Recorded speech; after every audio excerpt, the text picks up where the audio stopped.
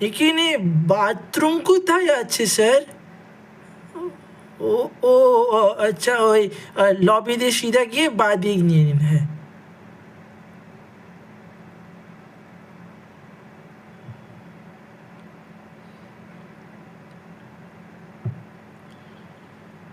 ইনি ঠিক জায়গা জানে না, ইনি ভুল জায়গায় চলে যায়।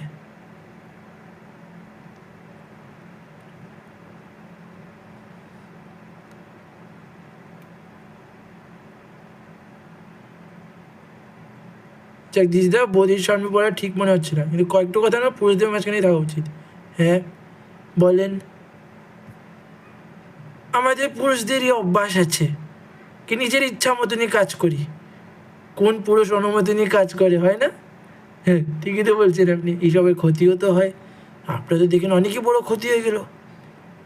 কি ক্ষতি হলো গো ডাক্তার সাহেব? জগদীশ দা, আপনার কাছে যার জন্য না দুইটা রাস্তা ছিল। যদি জিজ্ঞেস করে যেতেন না তো ভুল রাস্তায় যেতেন না। না, কি জিজ্ঞেস করতে নিয়েছিল, কি কোন রাস্তার থেকে যাচ্ছিল? কোন রাস্তার থেকে? আমার রাস্তা কি যাবে নাকি? কোন রাস্তা দিয়ে যাচ্ছিল? ওই যে যে মহিলা চিকিৎসক যে আপনার বউর সাথে আছে, ওনাকে বুঝিয়ে দিয়েছে ভালোভাবে কি বাচ্চারে জন্ম দেওয়ার জন্য কোন রাস্তা একদম ঠিক হয়।